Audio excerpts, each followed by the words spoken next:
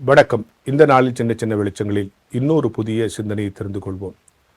போப்பாண்டவர் John பால் அவர்கள் குடும்ப வாழ்வை குறித்து ஒரு கட்டுரை எழுதியிருக்கிறார். அந்த கட்டுரையில் குடும்ப வாழ்விலே எப்படிலாம் இருக்க வேண்டும் நிறைய விஷயம் சொல்லிக்கிட்டே வர்றார். ஒரு இடத்துல குடும்ப வாழ்க்கை, அதாவது கணவனும் மனைவியும் எப்படி இருக்கணும்னா, பிதா குமாரன் பரிசுத்த ஆவி போல இருக்கணும், அந்த மூவொருமை தன்மையோடு இருக்கணும்னு எழுதியிருக்கார்.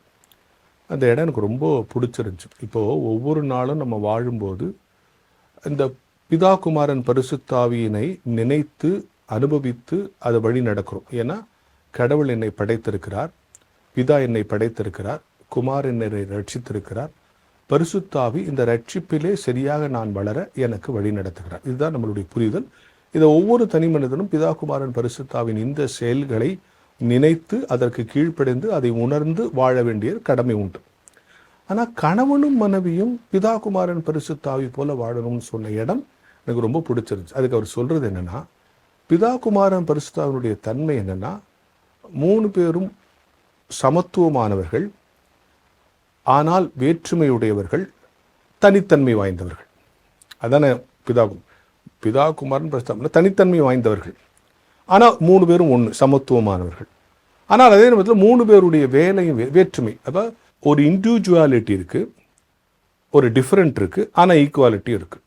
3 பேருடைய வேலைகளும் வெவ்வேறு தான். அந்த வேலைகள் சமத்துவமாக இருக்குது, ஆனால் வேலையிலையும் டிஃப்ரெண்ட் இருக்குது. ஆனால் ஒவ்வொருத்தட்டையும் ஒரு தனித்தன்மை இருக்குது. இதுதான் பிதா குமாரன் பரிசுத்தாவி. அதே போல் குடும்பத்திலையும் கணவன் மனைவி கிட்ட 2 பேர்ட்டும் ஒரு தனித்தனி இண்டிவிஜுவாலிட்டி இருக்கும். இவங்க ஒரு யூனிக் பர்சனாலிட்டியாக இருப்பாங்க, இவங்க யூனிக் பர்சனாலிட்டியாக இருப்பாங்க. ஆனால் அதே நேரத்தில் 2 பேரும் சமமாக வாழணும். அவங்க செய்கிற வேலையில் ஒருவேளை டிஃப்ரென்ஸ் இருக்கலாம். அவங்க ஒரு விஷயத்தை கணவன் அணுகிற விஷயமாக இருக்கலாம், மனைவி அணுகுவது வேறு மாதிரி இருக்கலாம். ஆக அதில் அந்த அணுகுமுறையில் வேற்றுமை இருக்கும். அணுகுமுறையில் வேற்றுமை இருக்கலாம், அவங்க அடையாளங்கள், அவங்களோட தனித்த அடையாளங்களில் வேற்றுமை இருக்கலாம், ஆனால் சமமானவர்கள். இதே தன்மை குடும்பத்தில் இருக்கணுங்கிறத அவர் வலியுறுத்தி சொல்கிறார். ரொம்ப அழகான ஒரு விஷயம் அல்ல? பிதா குமாரன் பரிசுத்தாவியை தனி மனித வாழ்க்கையில் நம்ம அப்ளை பண்ணி பிரசங்கங்கள் கேட்டிருக்கோம். கணவன் மனைவி வாழ்க்கையில் கூட பிதா குமாரன் பரிசுத்தாவி உங்கள் குடும்பத்தில் உங்களை ஆசீர்வதிக்க வேண்டும் என்பதை விட அவங்களே உங்களுக்கு டீச்சிங்காக இருக்காங்க. 3 பேரும் ஒன்று தான், ஆனால் 3வரும் தனித்தனி அடையாளம் உள்ளவர்கள், அணுகுமுறையிலும் வேறு விஷயமானவர்கள், ஆனால் 3வரும் ஒன்றாக இருக்கார். நீங்களும் ஒரு ஆணுமாக பெண்ணுமாக தனித்த அடையாளங்களோடு இருக்கிறீர்கள். உங்கள் ஒரு செயலை அணுகுவதில் உங்களிடத்தில் வேற்றுமை இருக்கிறது, ஆனால் சமத்துவமாக இருக்க வேண்டும் என்கிற மிகப்பெரிய உண்மையை இந்த திருத்துவ கொள்கையிலிருந்து கிறித்துவ குடும்பங்கள் தெரிந்து கொள்ள வேண்டும் என்கிற ஞான வெளிச்சத்தோடு இந்த நாளை தொடங்குவோம்.